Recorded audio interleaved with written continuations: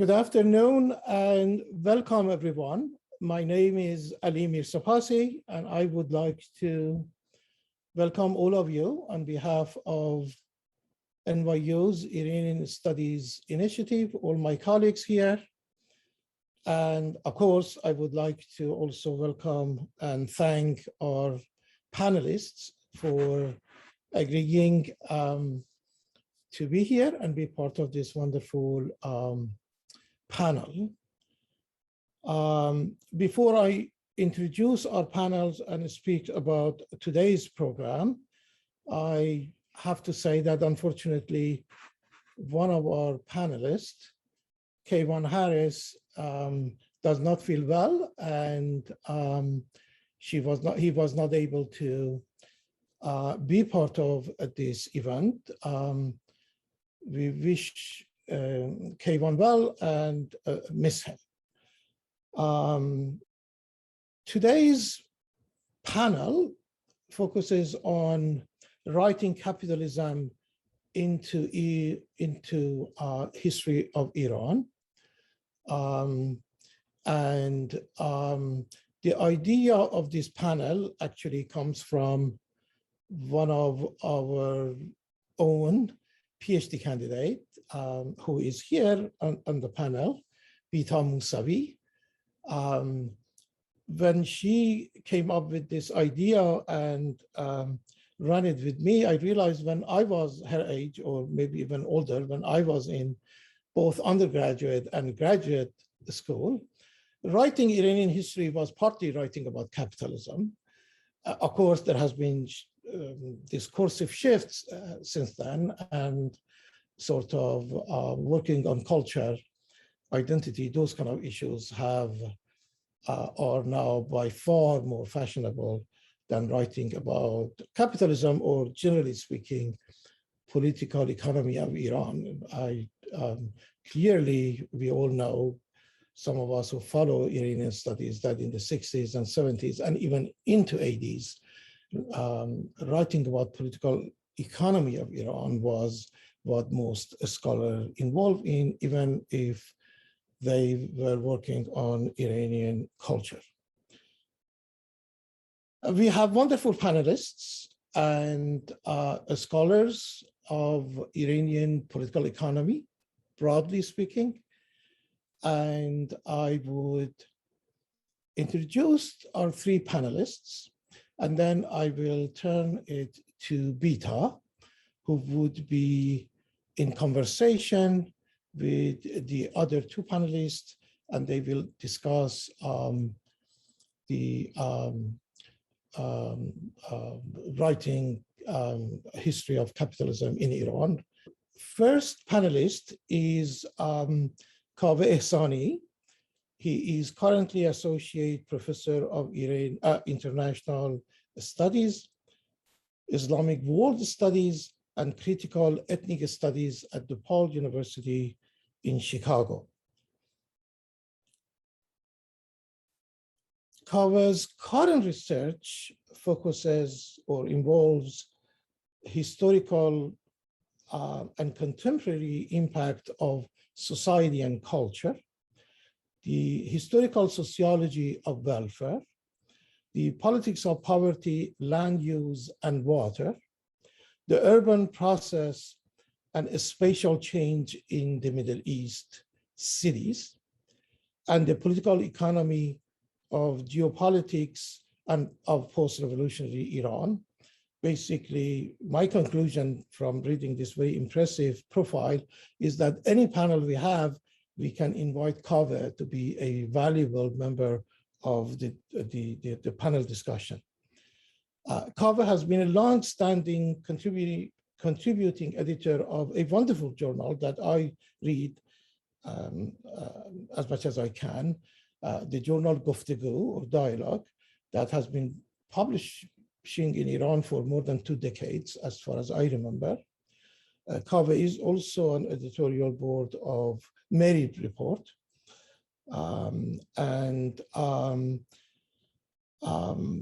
Kaveh has extensive experience as an international development planner, on the post-war reconstruction, rural development, water resource management, environmental planning, industrial renewal, and urban development in Iran. Kaveh also has other practical experiences. He has served as consultant for UNDP, Johns Hopkins Institute for Policy Studies, the World Bank, FEMA, and the University of Tehran Institute for Social Research. So it seems that all these organizations and institutes have discovered Kaveh and what he does. Welcome, Kaveh John, and look forward to hearing your thoughts.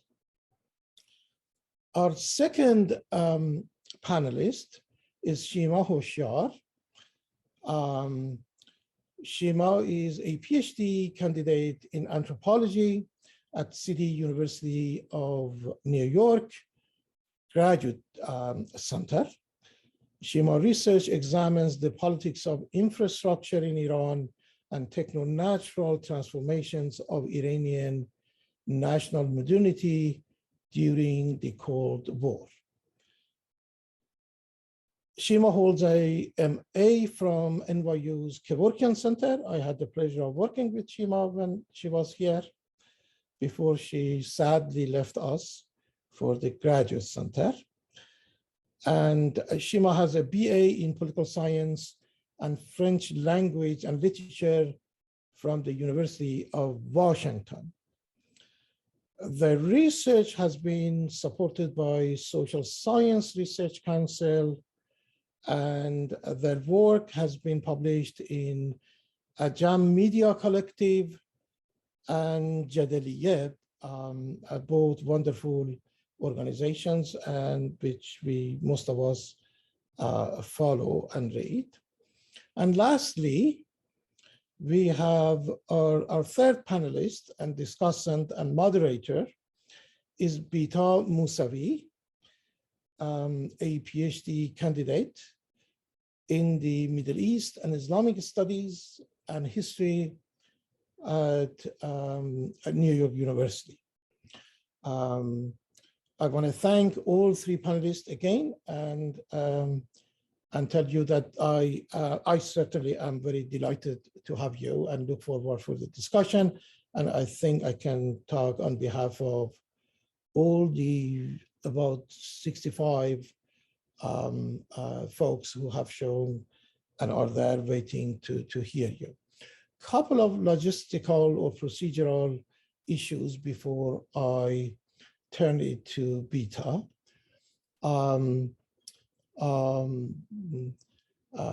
For about 20 minutes or maybe even more, because we don't have one of our panelists, there will be time for questions and answers or any comments that you may have.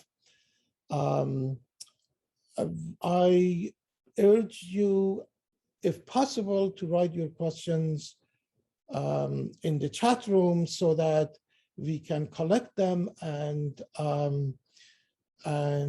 we will obviously read your questions and share it with the audience and with the panelists, and they will do their best to respond to you. But if we have time at the end and you would like to speak at that time, there may be time for that as well.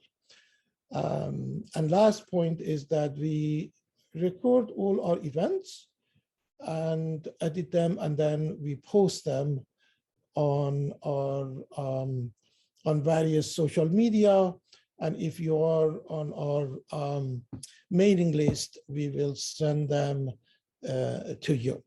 Again, thank you everyone. And I now turn it to Bita and look forward to our discussion. All right, hello everyone, and thank you, Professor Mirsapasi, for those very gracious introductions. I'll be moderating today's discussion, but before we hear from our panelists, I wanted to provide some context to today's gathering. Capitalism is as big and abstract a concept as they come, So complete accounting of its different theories and debates is not what we intend to or really can accomplish today. Instead, I think of today's work as part of an effort to make different theorizations of capitalism that have operated for the most part at the level of the implicit in Iranian studies explicit.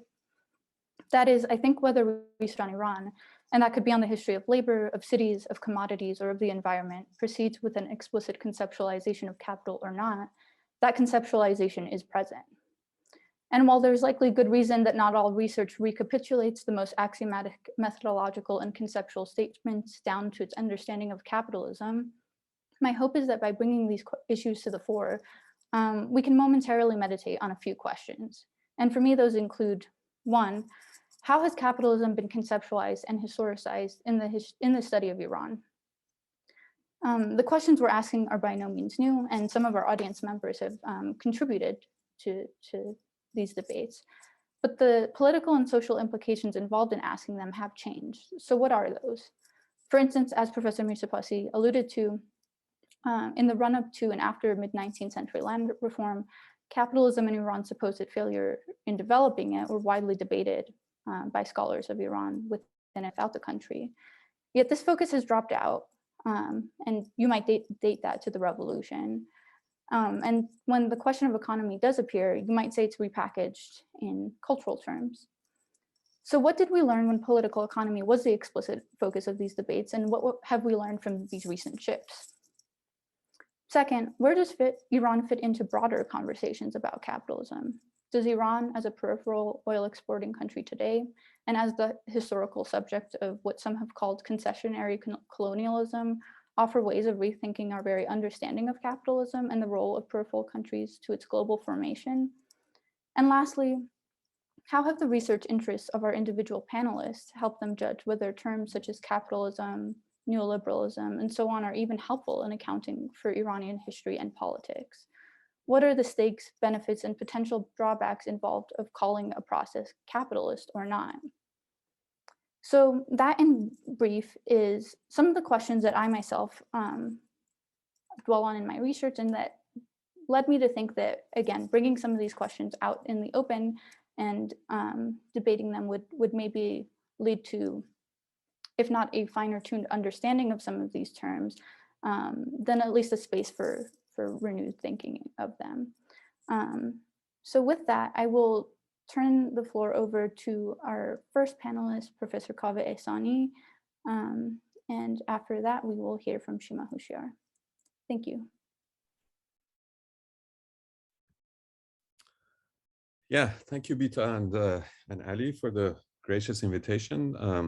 Nice to be with you all. I find the topic fascinating, but also, and the way that Bita has formulated it, kind of intriguing and very important, but also kind of daunting. I mean, I think in our division of labor, Kevin Harris was, intended to kind of talk about, conceptualization of capitalism, in its various forms. I mean, what do we mean? How do we define capitalism? What is it that we're looking at? And it's not a rhetorical question, because it does remain a kind of a to use Raymond Williams's term. Capitalism remains one of those keywords that is meant to be very meaningful, and that there is consensus over, but in fact it's not. I mean, what is it that how do we define it? At what point is this society and this political economy being run along capitalist lines? How are we defining this? Through consumption, through production, through commodification of labor, through class relations, through the circulation of capital, defining everyday life and material life. Is it accumulation of capital that we're looking at? Well, a lot of that accumulation is happening in a state sector that is kind of much more concerned and has been much more concerned with political priorities and maintaining some kind of a hegemony, over the polity and and social and political agency. So where is it that capitalism is actually operating, and to what extent is defining politics, society, material life, and economic activity is not a rhetorical question. It's something that we have to kind of think about seriously. So I mean, my own work, I have kind of grappled with these dilemmas. I think it's interesting if we kind of very cursorily look back at all the writings that have been done on written about kind of how this passage of Iran as to global economy and capitalist economy have occurred. As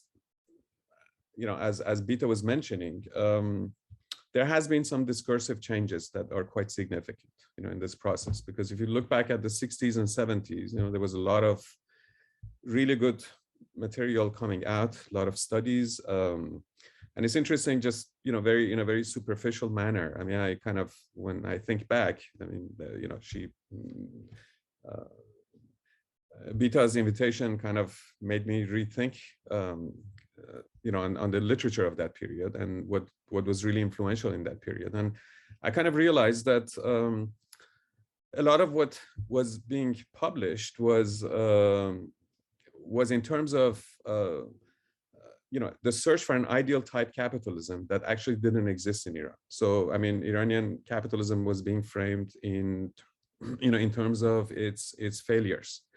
I mean, obviously Ahmad Ashraf's work is one case. The موانع تاریخی رشد سرمایه‌داری, the historical obstacles to the development of capitalism, why Iran isn't capitalist. And there were all these, a lot of the left discourse was about and populist discourse. People like Al Ahmad and so on and so forth talked about fake modernization, assembly line capitalism, where all the circuits of capital were not being indigenized, especially productive circuits. And so there was a lot of literature, and there was this perception that there should be a capitalism here, and there isn't, because it's fake, it's failed, it's a failed capitalism. And at the same time, a lot of that literature in the 60s and 70s was really being shaped by within the framework of not passage to capitalism, but development theories and modernization theories and the Cold War of that era. And a lot of the criticisms that were coming out and published was basically looking at the failures of these developmental models, especially growth pole theories that were being adopted by the PBO, the Planning and Budget Organization under Ettehaj, and then his successors once he was kind of pushed aside. Using French models and really massive state interventions to kind of create and marketize, create private property, transform property laws, dismantle the power of landlords, and create smallholders, and then very quickly moving on, without letting that take root, very quickly moving on to social engineering models on a massive scale that kind of disrupted the patterns that they had started with the land reform. Creating first, cooperatives, massive cooperatives, and then agribusinesses that basically kind of really undermined the whole top-down project of the white revolution, and that was quite significant. I mean, it really made huge changes in society. Created migration, on a massive scale from rural regions, a lot of discontent, but also created, massive small property owners in the rural areas. Whether that led to some kind of, capitalist development or not, became a topic of question. There was a challenging issue. So if you kind of go back to people who try to look at this rigorously, I think a lot of the really interesting studies of the, that came out in the 70s were ethnographic and sociological research. I can think of people like, Afsan and Najmabadi's work on, land reform, Eric Hoogland, Mary Hegland,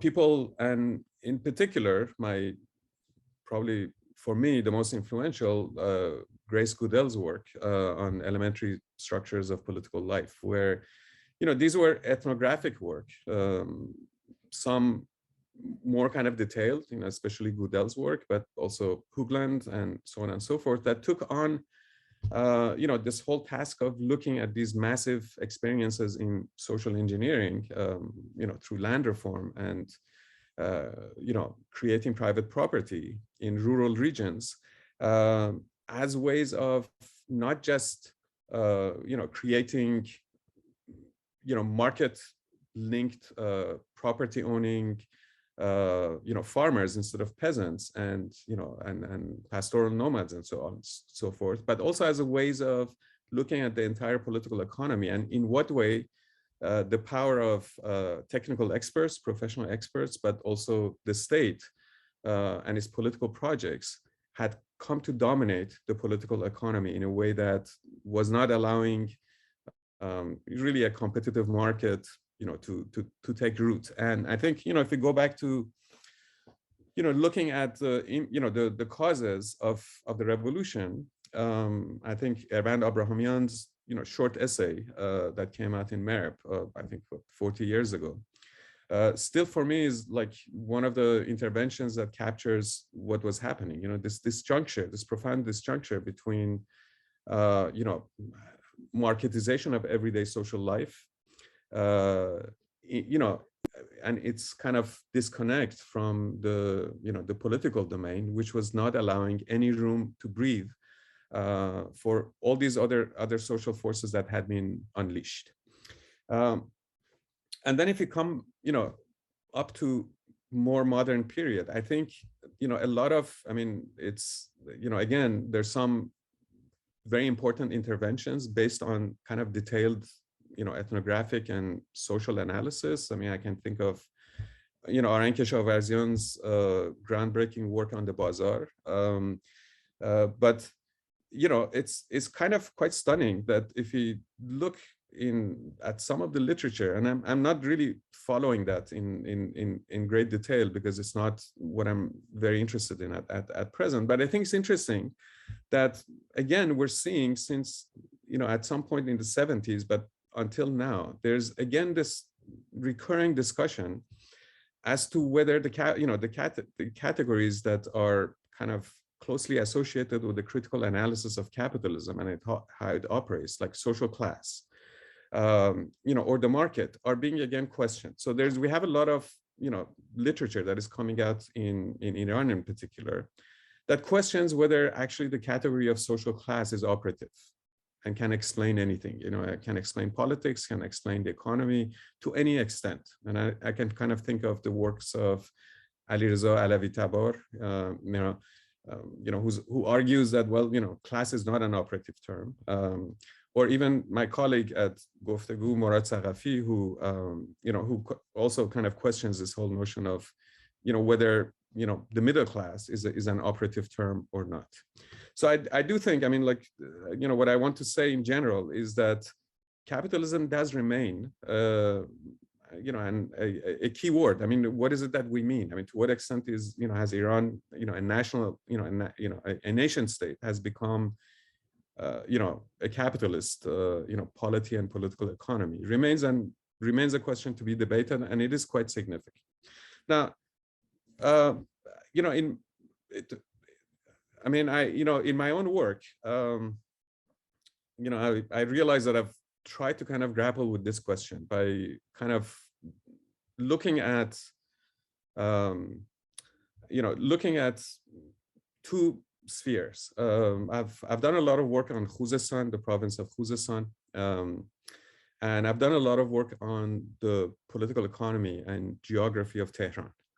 In both cases, I've tried to actually investigate and understand how these different circuits of, of political power and capital operate through different, through different alliances. And how do they transform these spaces? Now, Khuzestan, let me kind of focus on Khuzestan because time is limited and I'm aware of, that I should get to the point. I think to understand and to analyze, capitalism in the Iranian context, we need to kind of think of capital as operating in a space, in a geography. Everywhere. I mean, if unless we want to kind of get into abstract terms and abstract analysis, which I'm not particularly interested, because I think it's much more important to actually understand how various forms of capitalism do operate. In my case, I've been looking at Khuzestan as a very interesting case, where I think historically there are like three forms of massive interventions by the big institutions that define and shape, contemporary life: the state, the national state, the central state, international capital, which is so massive in scale that can actually intervene and transform, social relations and, and geographies, and local populations, which are not an institution because, they're like people making a living in places like cities, rural areas, mountains, if they're pastoral, workers, migrants, and so on and so forth. And my argument has been that to understand capitalism, we need to actually look at the spaces that it creates, because these spaces, whether it's a province, whether it's national boundaries, which is, I think, too big to actually to analyze with any kind of coherence. So I would much rather kind of look at, at these micro geographies or like more limited regional geographies to actually see where these different forces actually encounter each other and interact to bring about transformative, transformations, which are often quite violent. Sometimes they're negotiated, sometimes they're not, so they're just imposed. But they're, in any case, if you look at it historically, we realize that they're actually transformative. So in the case of Khuzestan, what is interesting is that you see the, what Marx talked about and Harvey has been talking about quite a bit in terms of the uneven development of capitalism, a term that Trotsky used actually. Actually, Khuzestan is a prime example, because there we have the oil economy and oil capitalism taking shape historically. We have the massive interventions of international developmental capital and post Second World War centralized planning in form of agribusinesses that were imposed, especially in Desful, which I think Shima will talk about a little bit. So like these transformations of rural areas in terms of with a project of creating massive industrial and agrarian and urban transformations that were plugged into a global economy. But we also have all these regions in Khuzestan which were completely left out, unevenly left out of any kind of intervention by investment capital, by developmental capital, by kind of interventions of experts and professional experts like planners and so on and so forth. And in my own case, I've looked and written quite a bit about these marginalized regions such as Ram Hormuz. Quite a bit, because I think then if you look at Khuzestan historically over the 20th century, we suddenly see that, well, how did capital transform some regions in particular forms, oil capitalism, developmental capitalism in northern Khuzestan, and now in Hafaz and along Karun and all that, with all these interventions in dam building and massive agrarian structures and all that, and then regions that were left out. And there is no, it's impossible to kind of actually come up with an ideal type, because these clusters of built environment of capital or the places where the absence of capital has been quite noticeable, have been changing through various kinds of agency and intervention constantly over the 20th century. I mean, the land reform, the oil nationalization movement, the whole, struggle to actually build oil capitalism, in the first half of 20th century, in Khuzestan, all of these were subject to challenges, to kind of, interventions, resistance, modification by local populations which were being kind of transformed, by force and violence, nomads being turned into workers, into oil workers and wage workers, peasants being turned into refugees during the wars, or kind of immigrants to cities, these cities that were growing and becoming the built environments of, for transformation, for transportation capital, for for industry, and so on and so forth.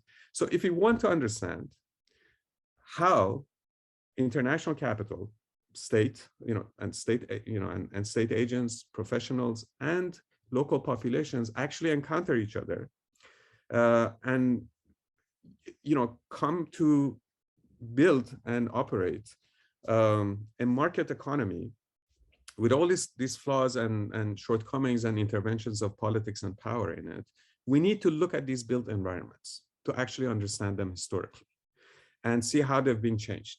Now, this is useful in several ways, and I will kind of conclude with this, because I think so in my own work, I mean, for the past 10, 15 years, I've been working on, on the social history of oil and labor in Iran. So this is a book that wasn't mentioned, that came out in Iran a couple of years ago.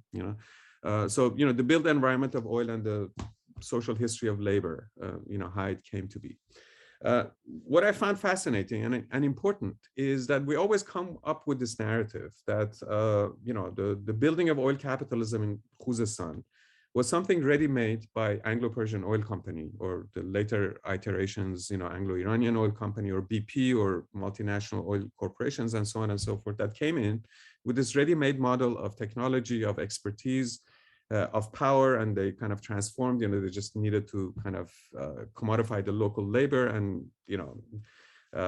wrest sovereignty from a weak central government, and just kind of extract the raw crude oil and export it, right? But actually, when we look at the formation of oil capitalism in Khuzestan, we realize that they had to, I mean, this expertise didn't exist. It had to come about through this interaction with the local geography and local populations, local political powers, local elites, and so on and so forth. And the whole process of commodifying labor, of the primitive accumulation of land, and forcing labor to become actually wage workers, was such a protracted and violent process that required constant shifting and adaptation by international capital that developed its expertise and its abilities in constant interaction with these local conditions. I mean, oil capitalism didn't exist. It came to be in Khuzestan. And you can see that if that microhistory is actually analyzed, you can see that, well, how did Bakhtiari oil workers, or Bushehri oil workers, or Arab oil workers from Abadan were actually integral to the development of this kind of oil capitalism? And why and how their agency, their abilities, their kind of knowledge, their forms of expertise and solidarities were subjected to cycles of up and down historically, where at some point, at the onset, in the original phases of formation of oil capitalism in Khuzestan, they were treated as more than chattel, little more than chattel. I mean, like very little power, high exploitation, immense violence. Through historically, they managed to actually build up a very strong, structures of solidarity and resistance despite state repression and corporate, repression. And they played a big role in the 1979 revolution, as well as in the oil nationalization struggles. Peyman Jafari's work speaks to that. When we come to the revolution, And then now, almost 120 years, 110 years after oil, like this oil capitalism began to be shaped, after the, Islamic Revolution, we're back to a period where all that history of solidarity, organization, intervention by labor in oil has been dismantled through a series of, projects by the Islamic Republic, which has basically cycled us back to the period of 1920s, 1910s and 1920s, where oil was, oil workers and labor in oil and local populations were basically treated as taken completely for granted and exploited and, disempowered entirely, right?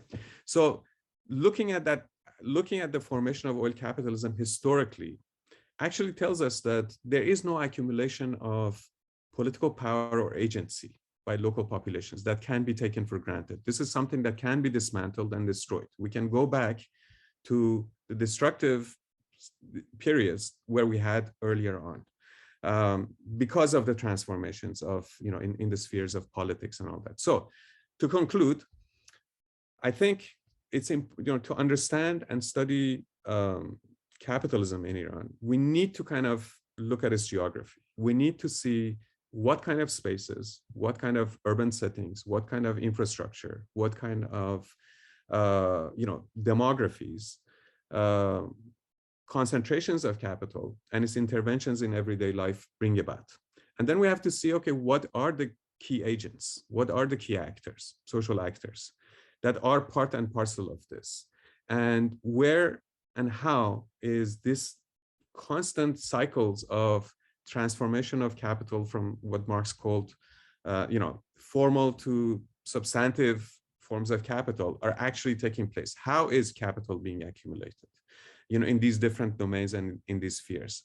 And only then we can kind of come up with a kind of a critical analysis of capitalism that can really help us intervene politically and decide, well, how can it be re-embedded, to use Polanyi's words, re-embedded in social relations? How can it be controlled? How can it be dismantled or reshaped in a way that, social priorities take precedence over over the vagaries of capital? Thank you. Thanks so much for those very edifying comments, Kaveh. I will hand it over to Shima now, and then we'll regroup for some questions and discussion. Shima, go ahead. Thank you so much. Well, first of all, again, thank you to Bita and to Ali for organizing the panel, for inviting me.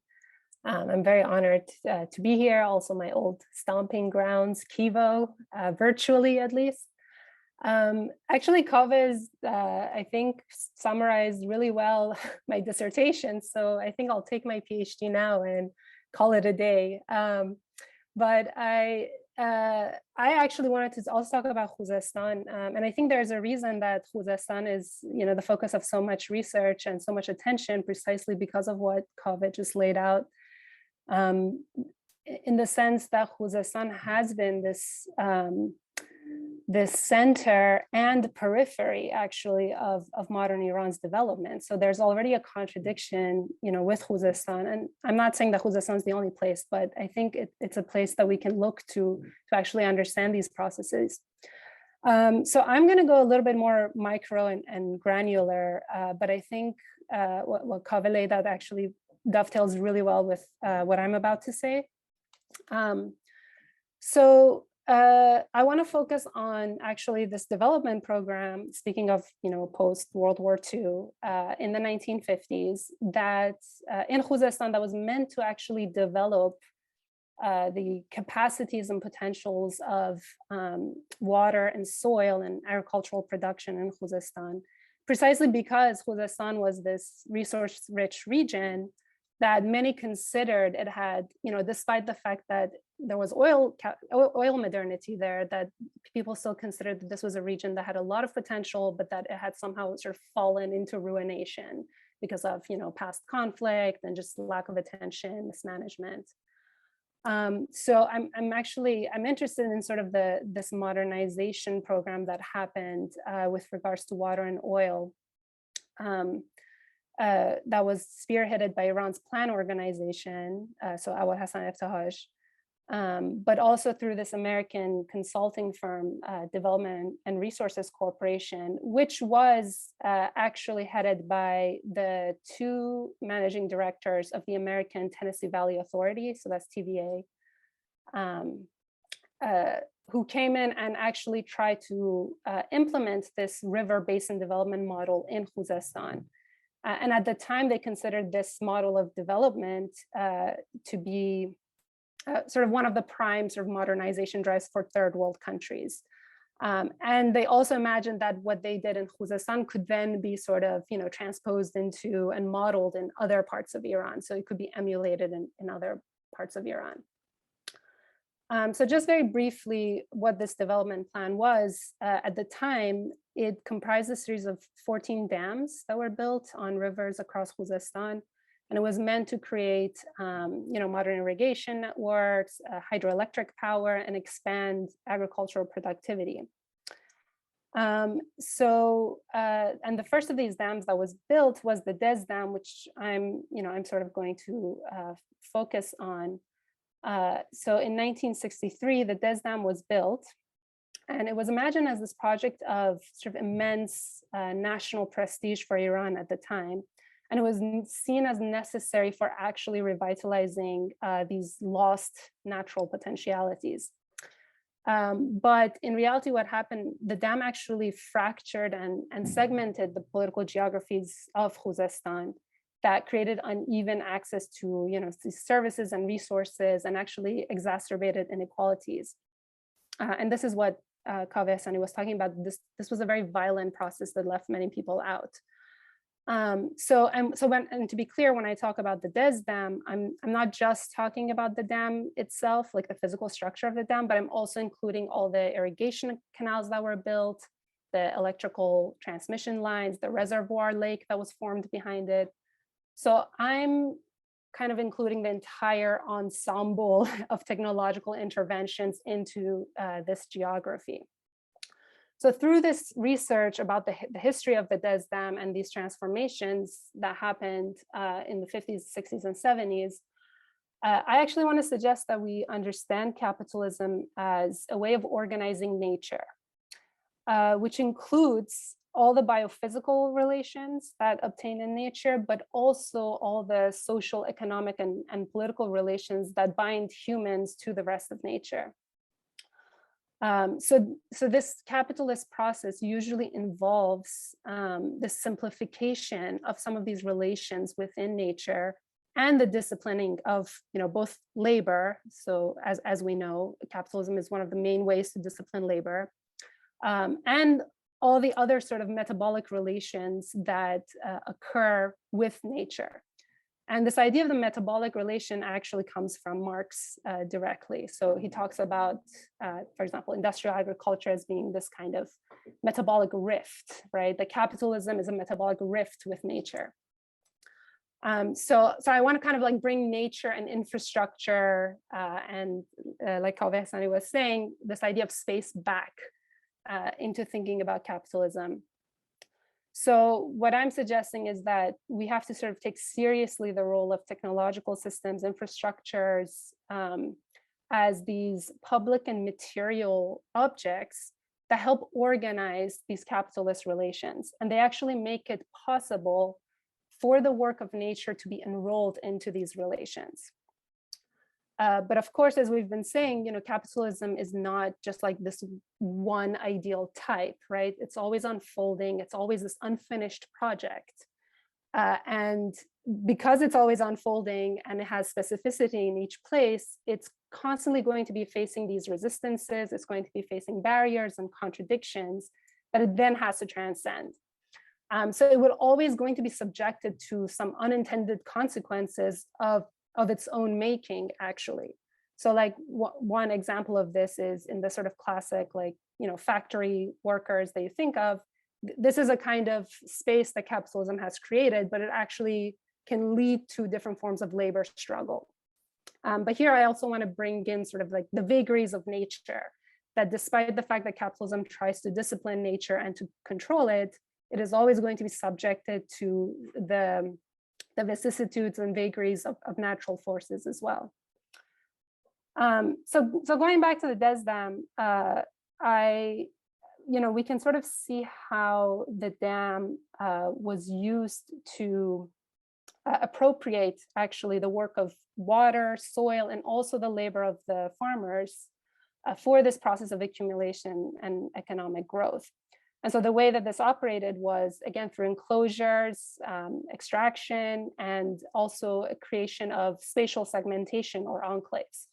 And I specifically use these words, extraction, enclosure, enclave, because they are spatial relations that, again, just like Kaveh said, I think we cannot understand capitalism and capitalist accumulation, uneven development without looking at spatial geographies. So just to provide two examples of what were the consequences of the DES dam for communities downstream and upstream of the dam. And I'm using these words downstream and upstream specifically because these were categories that were created actually through the material manifestation of the dam itself, right? So just the categories of upstream and downstream is another form of segmentation of who is going to benefit from this dam, right? So as we know, in 1962, Iran had instituted this massive land reform project and had in the DES area created a number of small peasant smallholders. So I'm not going to go through the whole history of land reform. I think everybody's familiar with it.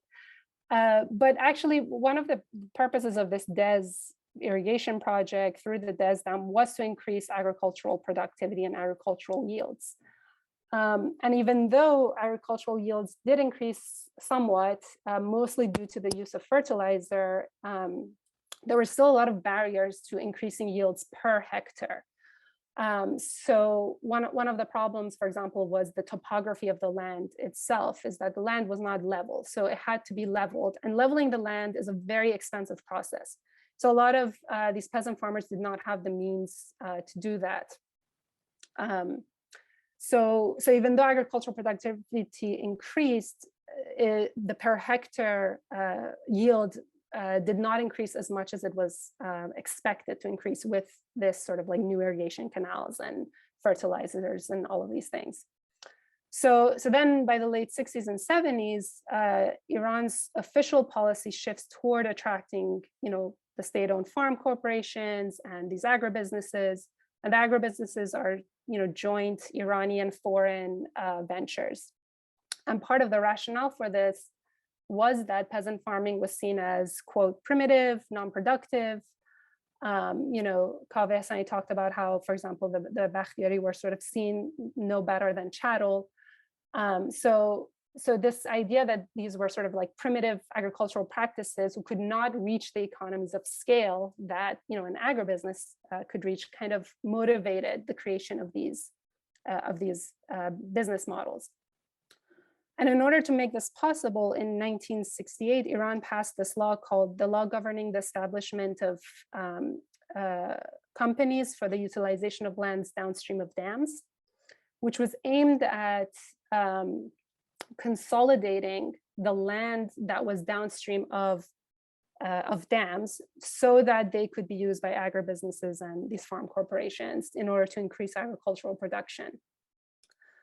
And in order to do that, in Khuzestan, for example, the Water and Power Authority purchased back some like 68,000 hectares from smallholder peasants. And then these peasants were hired as wage laborers for these agribusinesses. But of course, this actually led to mass unemployment and underemployment because the agricultural season means that, for example, you would hire a lot of people for the summer crop cultivation, but the rest of the year, a lot of the peasants were left without a job. And they didn't have the land to sustain themselves. And we all sort of know, how some of them were moved into settlement towns, right? And some of them actually moved to cities. And as is sort of typical in this kind of development, there was also differentiations that occurred, across labor in this area. So for example, tractor drivers were paid more. Then there was like the irrigators were paid less. And then at the very, very bottom, there were women and girl pickers who were sort of on the lowest rung of these agricultural workers. And most of them were Arab, actually. And of course, these agribusinesses, they paid very little for the irrigation water and the electricity that the dam provided them. And they were also exempted from, a lot of taxes and fees by the state. So they were actually so this kind of capitalist development could only be supported by the state. And another example of this kind of expansion of industrialized agriculture is the provision of cheap electricity, actually. So at the same time that these agribusinesses are proliferating, we also see that a lot of cheap electricity is going toward like the petrochemical steel plants that are mostly in the center of Iran through these high tension transmission lines that are being built. So for example, by 1974, there were villages that were perhaps no more than 20 kilometers from the Des Dam that did not have access to electricity. But Tehran's electricity was actually coming from Khuzestan at this time. By 1977, out of approximately, I think, 5,000 villages in Khuzestan, only 331 had access to electricity, which was 26% of the rural population. So we can already sort of see how the extraction of water and soil through the appropriation of the work of nature and these infrastructures is actually necessary for extending these relations on multiple scales. So that's sort of one part of the kind of fragmentation of space that I want to talk about. The other part of the fragmentation of Khuzestan geographies by focusing on the Des Dam is actually the upstream communities. So one of the things that originally made the Des Dam kind of appealing to be built was that its reservoir that would form behind it would not flood any existing settlements. And so this was seen sort of as a bonus point. But actually, this did not prevent uprooting of communities that were living just in the upland areas, particularly in Lorestan, just north of Khuzestan. So as some of you might know, in January 1969, Iran experienced one of the worst floods of its history, which caused a lot of these large boulders and sediments and rock to come into the Des Reservoir. And because of the lack of watershed management, this actually raised alarms all throughout the entire government, including the Shah himself was very, very concerned about the lifespan of the Des Dam that was now under threat, because something like 200 billion cubic meters of sediment had gathered in the reservoir. So in 1970, the Ministry of Agricultural and Natural Resources, along with the Development and Resources Corporation that I talked about earlier, they actually determined that the lower tribes that were living in these upstream areas were responsible for the degradation of the soil, and they were causing the sedimentation of the dam's reservoir. And they determined that these people had too many livestock. Again, they were engaging in primitive agricultural practices. So they decided that 16,000 people would have to be prevented from using these areas for grazing their herds, and instead would need to be resettled. And actually, one of the reports about this problem stated, and I quote, "The submarginal level of existence they achieve," referring to these farmers and pastoralists, "is maintained at the expense of the life of the Des Dam and reservoir and the attendant permanent loss of the soil resources." So already we can see how their existence is being sort of juxtaposed with the life of the dam itself, right?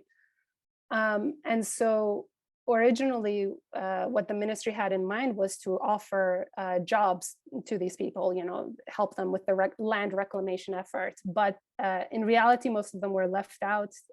They didn't have access to the land, they didn't have access to their livestock, and they had no way of making a living. So soil here, right, sort of emerges as this critical natural resource, and the dam becomes this critical infrastructure that is underwriting this process of capitalist development. And we can see already how these infrastructures exacerbate not just extraction of resources, but also the enclosure of these spaces that are supposed to be part of the, what they call national wealth or national investment, which again further exacerbates these, poverty and inequalities. So what I'm suggesting in my presentation, and I think this is also what Kaveh is suggesting, is that even though there seems to be this modularity in capitalist relations, right? Like this model of organizing nature, simplifying these relations, are being transposed in these different areas.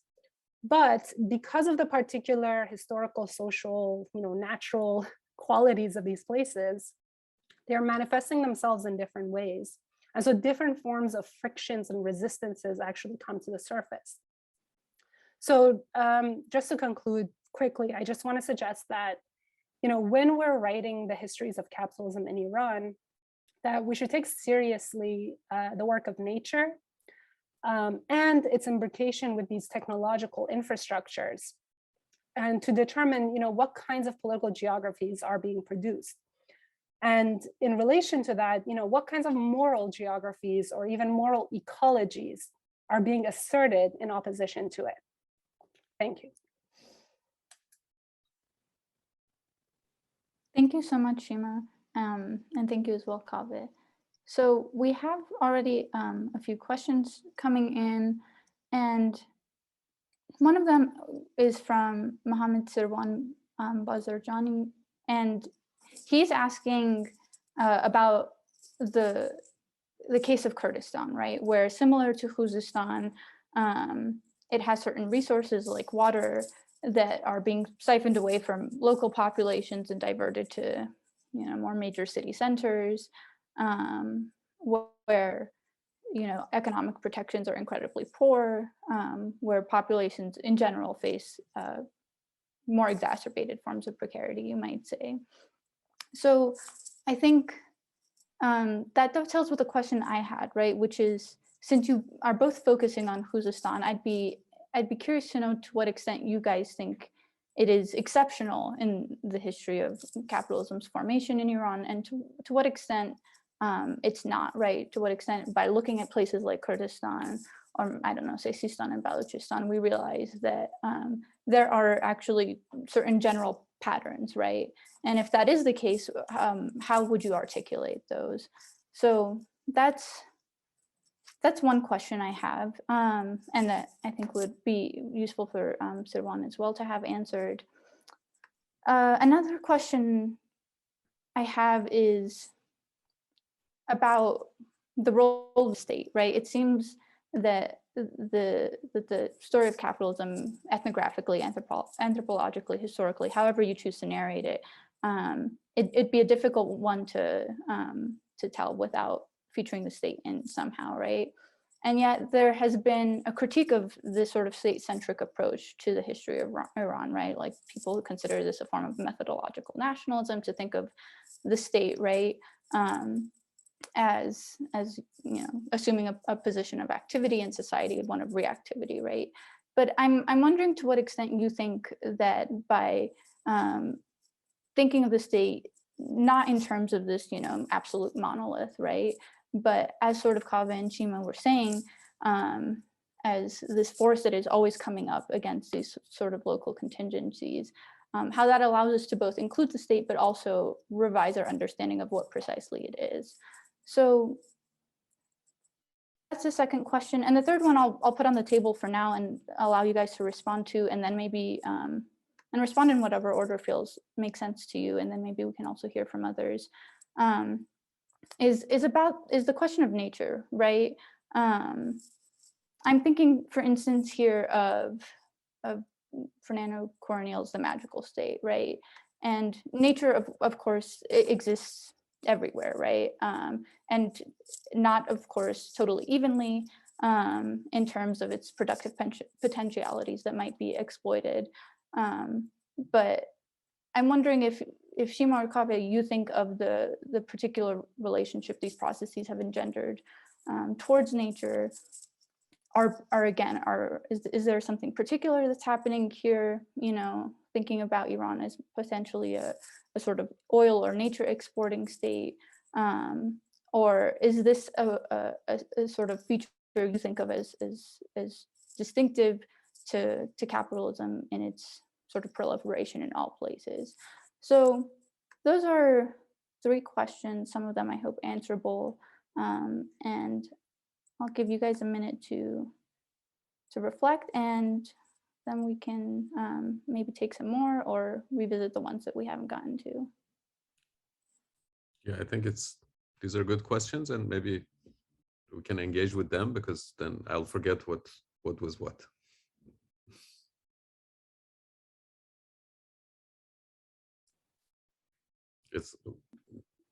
Should I go first? I mean, I don't know. Whatever order you guys prefer.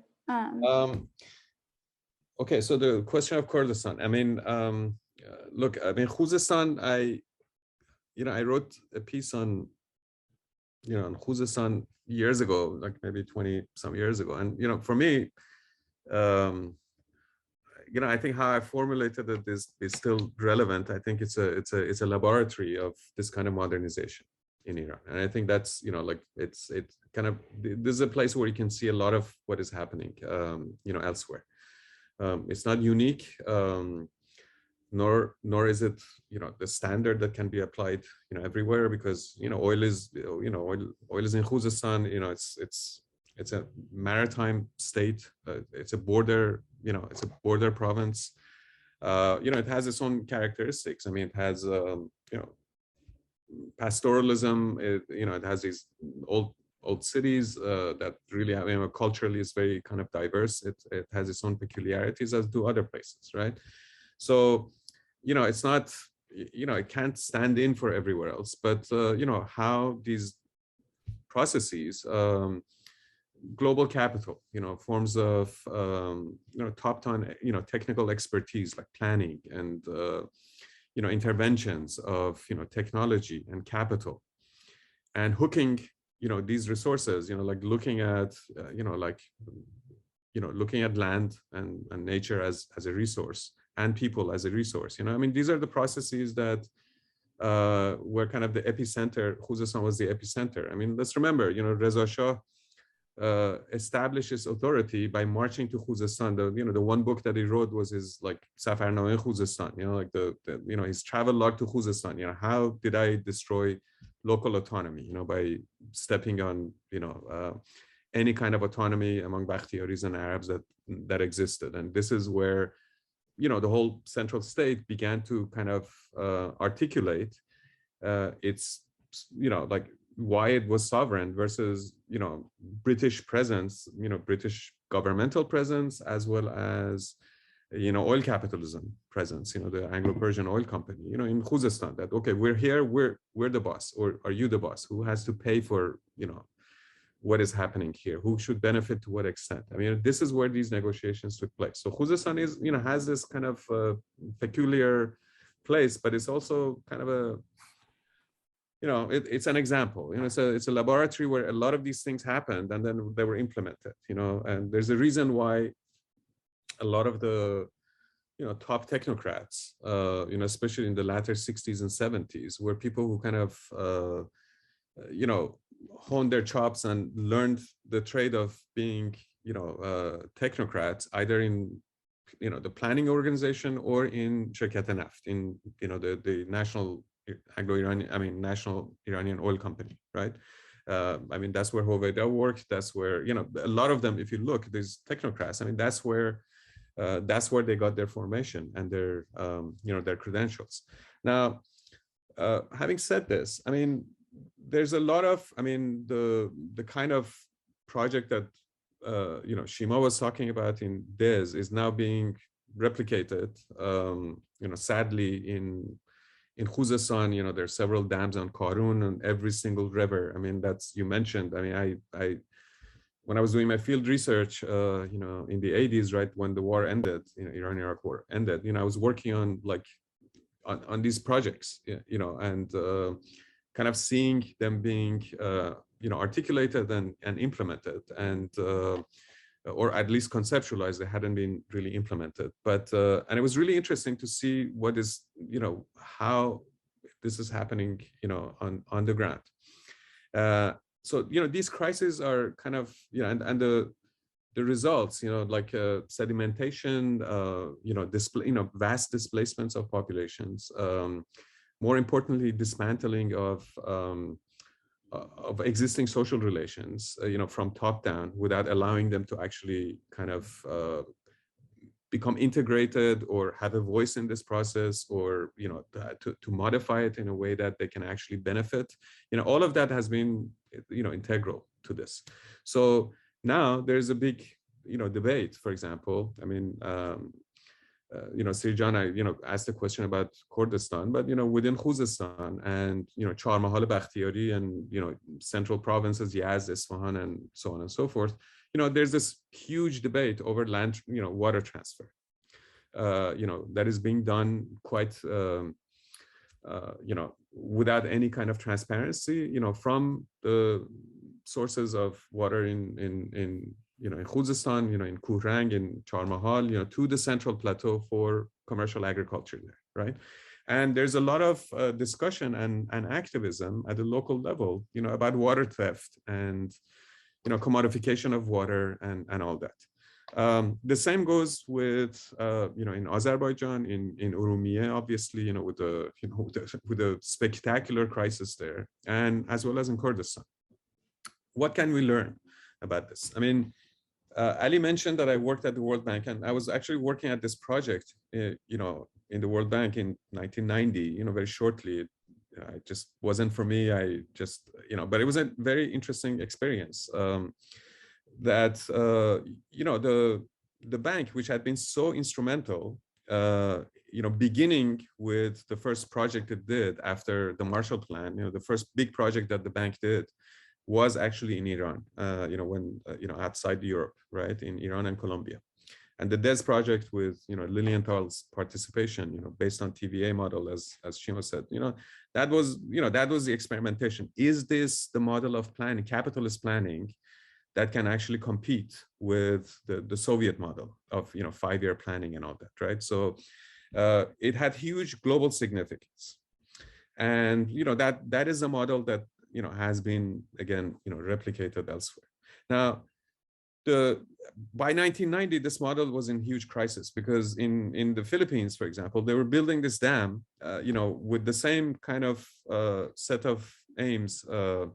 World Bank was giving its expertise and like seed capital, and then all this private capital was coming in to invest, in one of the southern, Muslim majority, islands to build this dam, flood control, commercial irrigation, so on and so forth. Engineers and the economists that were the two kind of key, set of experts in the, in the bank were kind of had articulated that this is the best thing that will ever happen to Philippines for its development. And while they were building the dam and doing all the technical, stuff, according to like high standards, the Philippine Air Force was coming and bombing local populations who had risen up in arms to kind of fight off the dam and, shoot the people who were building it, because their whole life was being disrupted, and they had never been part of this process, right? So the people who were supposed to be the beneficiaries of the whole process, because the whole language of development, was articulated in aggregate terms, that this is what's going to help the national economy, right? And okay, we'll compensate local people, we'll give them some money, but money evaporates. I mean, money is not what's going to replace social relationships.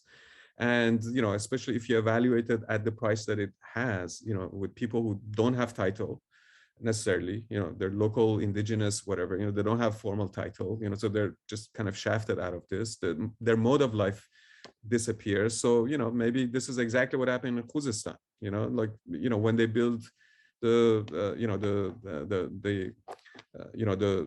Kesh Sanat Karun, the current disastrous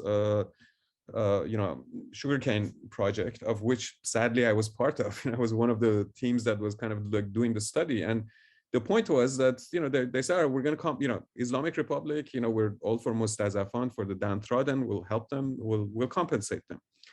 And they compensated people who basically had very little in terms of material life, but they had a very rich social fabric that was kind of really tied to the land. And there were ways of articulating that development project very differently, right? So they could have used, so for example, that whole model of building cooperatives could have been used to provide irrigation and, and titling actually local populations, and allowing them to actually develop, food production and, go commercialize their agriculture by providing infrastructure in a cooperative way, But these models were never discussed, or never, despite the fact that, we wrote like proposals about this, but politically, and this is, a different story, but politically it was seen as unexpedient. And the argument was that this is benefiting, this massive project will benefit the GDP and the national economy, and will benefit everyone.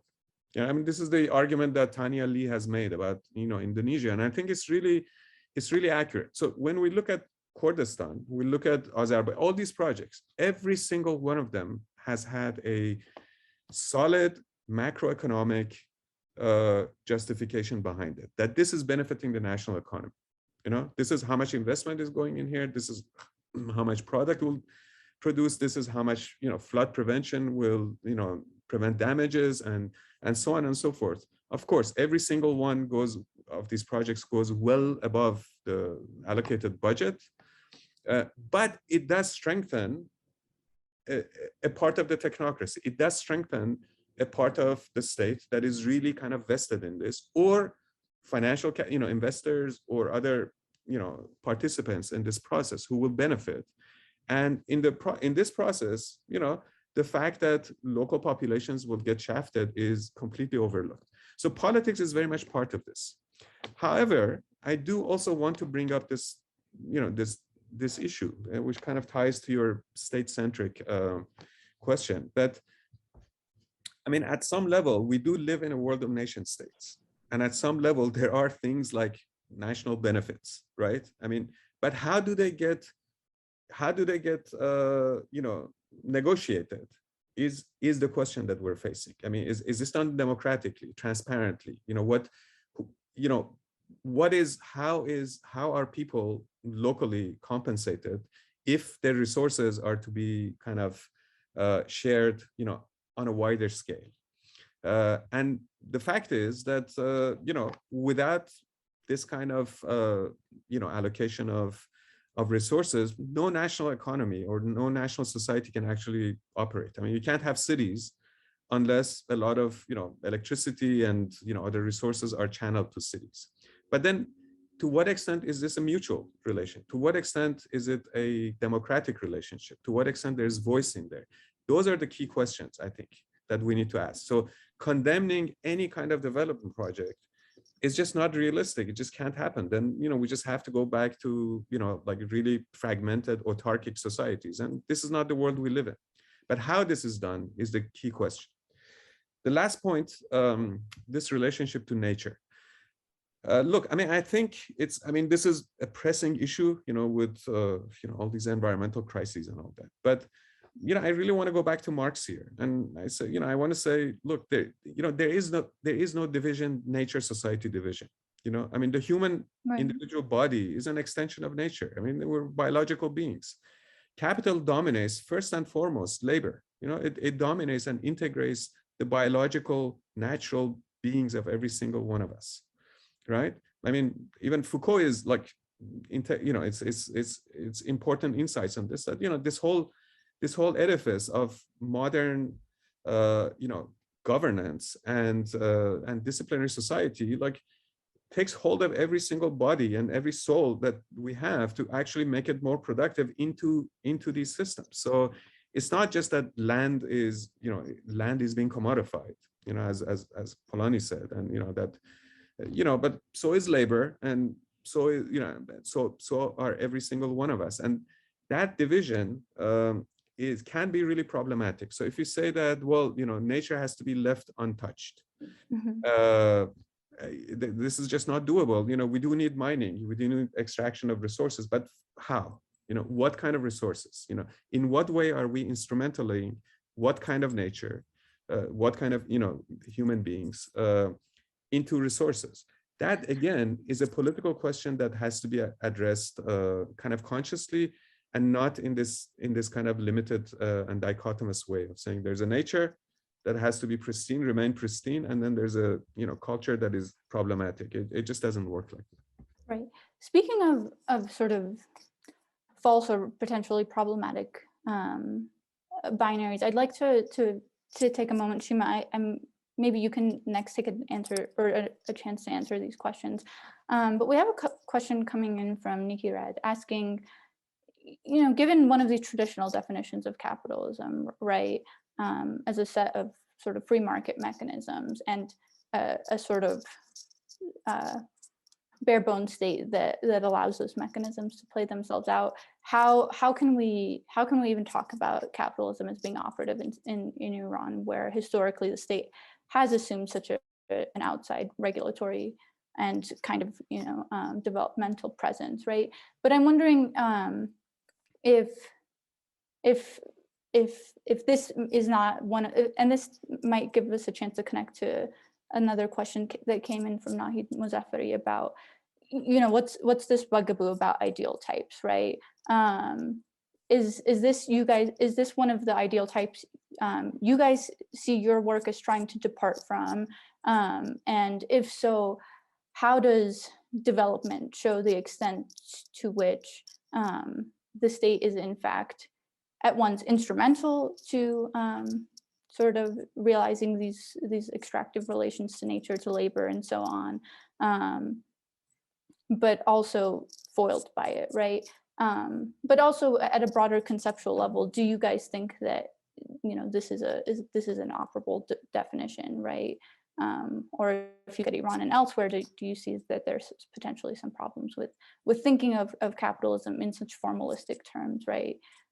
Not only because, again, the reality of these projects is always much more violent and messier than this, but because so many countries where, again, the state is really central might not fit this criteria. So turning it over to Shima, maybe, how is your research kind of giving you opportunity to reflect on some of this? Well, I think, I think the critique that you raised about sort of methodological statism or methodological nationalism is relevant. I think the way to sort of get around that is to sort of analyze the state in its incoherence and disaggregated nature. So talking about the specific institutions like Ministry of Water and Power, Ministry of Agriculture, like a lot of these institutions, even though they're all part of the state, they may actually have conflicting interests, right? So, I think sort of investigating what each institution is doing, right? Like the World Bank did not have the same interests as, for example, the Plan Organization, right? So kind of like mapping out those distinctions, I think helps to a certain extent, not reify the state. But again, sometimes you do have to talk about the state because that's how a lot of people talk about it, right? So when you talk to people, they say, oh, those in power, mas'ulin, ma'murin, right? Like those responsible. So people reify the state all the time. So you do have to kind of take that discourse seriously if you want to sort of engage with it. But with regards to capitalism and the state, actually Marx talks about this too, if we want to go back to Marx, that the state is actually needed for this accumulation to happen in countries that are not, what he calls, quotes, the most advanced, capitalist systems. Obviously for him writing in the 19th century, like England or So I actually don't see the state as opposed to the accumulation of capital. I think only people who define capitalism as free market maybe see it that way. But I don't think that's our definition of capitalism or how we are looking at capitalism as this process of, I talked about it in this process of organization of space and nature and labor and commodification. So I actually don't think they're opposed to each other at all. And what we see today, in neoliberal capitalism is not free competition, right? We see the rise of monopolies. Like if you look in the world, there's like 10 companies that control all the food that you buy in your grocery store. So it's not about the sort of free. That's why I don't think that the situation in Iran is somehow outside of capitalism or cannot be understood under capitalism or neoliberalism, right? I mean, I think that's one of the sort of typical understandings of capitalism as free market or free trade, which is not, I think, how we're talking about it. And one other thing that I wanted to say is that I think, again, we tend to think that political power is outside of capitalist relations. So there's this idea that, again, if you want to go back to Marx, right, you have capital, you have labor, and they enter as, quote, equals, right, as juridical equals, and one is selling and the other is buying. That's sort of like typical definition. But Marx actually says that relationship is always already political. So like the laborer has already been subjected to power before he even sells his labor. So I don't think we can abstract out political power from capitalist relations at all. And this kind of leads back to what Kaveh said about, for example, these protests against like water transfer projects and all these environmental issues. A lot of people who were protesting against those were not, they were, quote, ordinary people, right? They were not necessarily workers or laborers, even though there are also a lot of labor protests in Iran. I'm not denying that. But I think actually this is why we should take sort of nature and infrastructure seriously, because it kind of points us to this realm of what scholars call social reproduction, right? And social reproduction, the way that I'm using it, is not just about like unwaged labor in the home, that's sort of the typical definition, but actually the entire ensemble of what allows people to like reproduce themselves from day to day. So that includes clean water and clean air and, having access to all of these things that are necessary for them to have, basic necessities of life. So I think it's important, again, when we think about capitalism, to think of it as this total system, right? So there's this realm of production, but it's not actually separate from this other realm, which is social reproduction, which is about all of these environmental issues and environmental problems. And that's why a lot of people are protesting against these water transfer projects, dust storms in Khuzestan and elsewhere. I mean, these are important sites, I think, for challenging capitalism in Iran today, in addition to, obviously the labor struggles. And, we had, I think, one of the biggest strikes by oil workers. A lot of them were contract workers.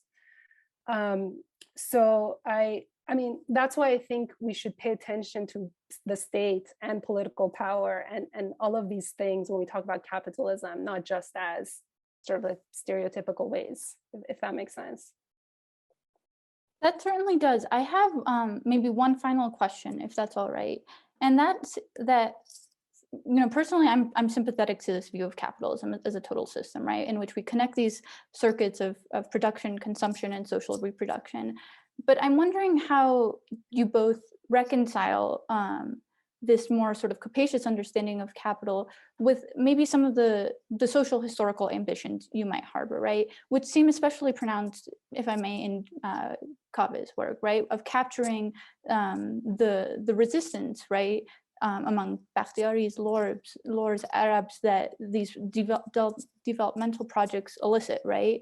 So how do we connect these two, right? And how do we reconcile the fact that we at least understand both capitalism and the state as this sort of vast assemblage, with the fact that at the level of social historical experience, the state is continually reified as this thing, right? It's the state, it's the mullahs, it's the Shah, right? We don't think of it as like, it's the Khuzestan and water and power authority that is maybe depriving me of my means of social reproduction, but it's this thing, right? So do you see any tension in that in your own work? And if you do, how do you strive to, again, think of capitalism more broadly outside of these sort of ideal type or formalistic confines, but also, capture that granular level of experience that I think maybe we all try to get at in one way or another, right?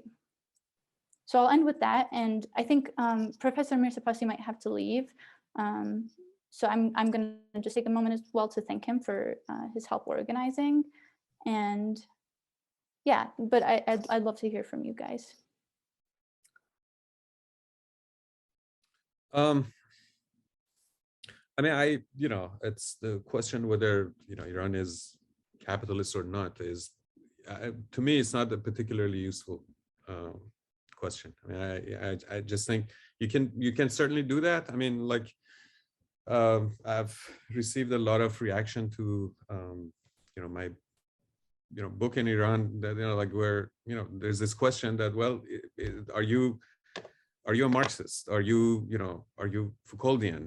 What is your reading of capitalism? According to what theory is this history written? And I said, well, you're not supposed to look at history and try to kind of fit it into a theory. I mean, certainly that's not what Marx was trying to do.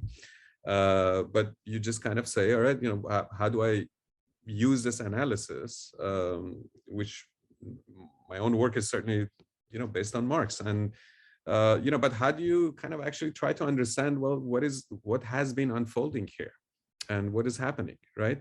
I mean, like a close reading of Marx, shows that this is exactly what his method is. I mean, like, so there's a whole process of abstracting and saying, all right, there are these laws of motion, and then like the next page he says, well, actually it doesn't work like that, because you bring in another element, of calculation, and changes in laws or regulations or like social actors involved, this changes, and this is like what we see through, like the 3 volumes of Capital, as new elements are added in dialectically, the whole thing changes, right?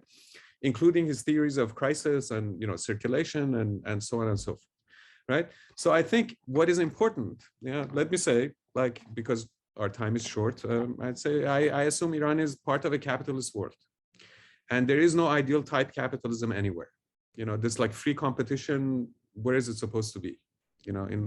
In some spheres there are, in other, in some other domains. I mean, finance capital, is that, like, is Wall Street being operated, or is Silicon Valley being operated along like free market capitalist, competitive terms? Amongst themselves, yes, but no small fish can enter this market without being purchased and through a merger and acquisition in one of these behemoths, right? China has actually, interestingly, created these like, I mean, Harvey writes about this. China has created these, in these like hot houses of competition without any, property rights, protection, where people just, like entrepreneurs create ideas and, like they steal from each other, and, like the survival of fittest happens within this like aquarium of innovation. And then you have the behemoth of the state and the Communist Party that actually kind of directs how it is invested and how it is directed. I mean, every single economy, every single national economy is like being operated along very different balances between the political sphere, the legal frameworks, and and the market actors. So And these changes, I mean, like, look at the United States, how it is being transformed from the 1960s to 70s to 80s, you know, like just the sphere of financial capital, you know, when is the moment where we have that ideal type capital that, you know, Friedman was like, you know, thirsting for, or, you know, Hayek was thirsting for? It's not there, you know, that's a utopia. We're dealing with this world where, you know, the movement of capital nowadays in its financial form disciplines local life, national life, and global life to a large extent. And it causes crises, you know, obviously. I mean, you know, in crises in labor, crises in, you know, in climate, and then, you know, there's a lot of resistance and there's a lot of negotiation. There's a different actors with very different interests. Different spheres of capital have very different interests that often negate each other. And we get these constant new reconfigurations of how capital is supposed to operate. And often it doesn't operate along those ways. I mean, will corporations pay taxes now? That, you know, there's this consensus that they should pay at least 15% tax. Will they? Or will they be able to lobby, you know, with the Republican Party and kind of prevent any kind of governance actually be implemented in the US as we see now? I mean, you know, we live in a dysfunctional state where the state is basically, through the actions of, you know, conservative Democrats and the Republican Party, has become completely dysfunctional. And this is fine for capital, right? So I'd say, you know, this is not useful for us, you know, to say, is this Iran capitalist or not? What is important is that how is the, you know, the circus of accumulation of capital in oil, in real estate, you know, how are they operating in Iran? How are they connecting at local, national, and transnational level? You know, how is this capital circulating? Who's benefiting from it? How is it affecting space and people? These places of encounter where these circuits of accumulation are actually hooking to each other and operating. Who are the actors involved? How do they encounter each other? What kind of negotiations can they do? The state is part of this, but the state, as Shima was saying, is not a behemoth. It's not a, you know, a uniform institution. There's all these struggles, social struggles, are reflected within the state itself. You know, a lot of the state technocracy in Iran is really uneasy with the way that the military and the, you know, this ruling elite is like, you know, is operating things. They're becoming disheartened. They're making the state more and more dysfunctional, right? So, you know, these are big questions, but I'm not sure, you know, like using the category of capitalism as a measuring rod to say, is Iran capitalist or not, is useful in any way. I think, you know, we entered that global circuit in one way or another since 1870s with a global, you know, currency crisis that you know, undermined the, you know, Iran's national currency, silver. And after that, you know, with the debt crisis that, you know, came on toward the latter stages of Nasseruddin Shah, we were kind of hooked into this to say that, all right, you know, how do we pay back this debt? You know, how do we keep operating? And we have become, as a nation state, you know, integrated into these global markets. You know, some areas are not, as just not profitable or are profitable at a local level. Other areas are kind of, for political exigency, being controlled by the state. These are empirical questions. You know, these are historical and empirical questions that need to be analyzed instead of like spoken of in very vague and macro terms, because that is like a dead end, in my opinion. Shima, do you have any sort of final reflections, either on Kaveh's comments or the question of, you know, reconciling a sort of total systems view of capitalism to, again, the project of recapturing sort of local marginalized experiences? But if not, we can have that conversation another time as well, I'm sure. I mean, everything I know I learned from Ustad Kaveh Ehsani, so I'm not sure I have more to add. But I mean, I've been thinking, I think, I mean, now I'm going to counter actually what I said, where that some people speak about the state in these sort of, you know, reifying ways. But also, if you talk to people, people do sometimes differentiate between these different, you know, state actors, right? So people will say that, you know, for example, the oil company they did this, or now in Khuzestan, in Abadan area, you have the free trade zone organization there, actually, and there's a mass proliferation of these free trade zones or special economic zones all actually around Iran. So if you look on the map, it's very interesting. They're all in these sort of peripheries of Iran. And these are very powerful state, institutions, and a lot of people, say that they can't say anything against them or, depict them in any negative way. So people also do, recognize who are some of these institutions that are, either oppressing them or dispossessing them, or so it's not that they can't.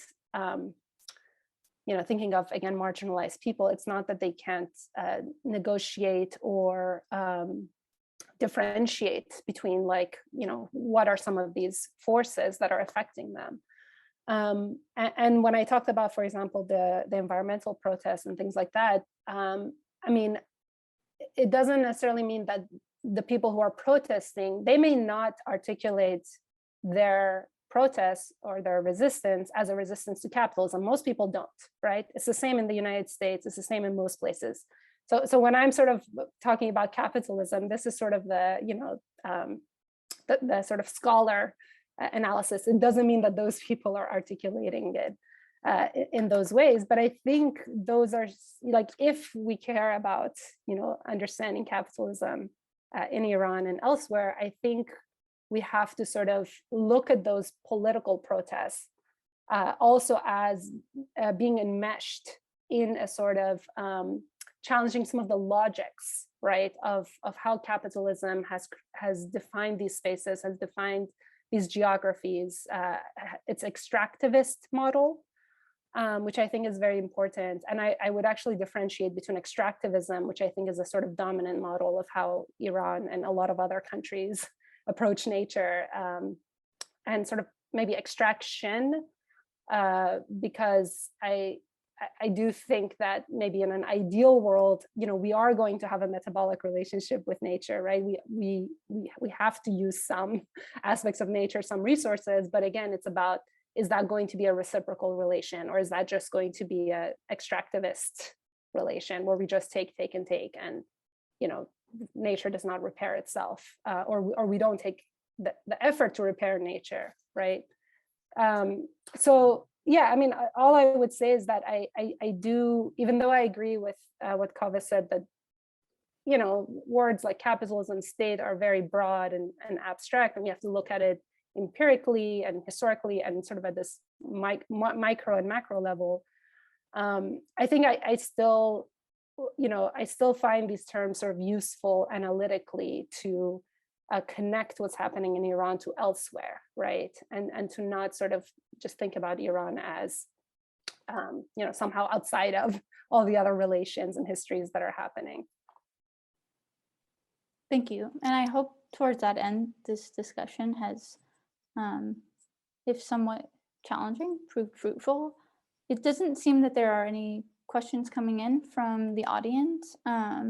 So I think I'll just thank you both very much for agreeing to be here and sharing your thoughts with us. I know I'll at least be mulling them over for some while. So thank you both, and thank you all for taking the time to join us. Thank you so much. Thank you very much.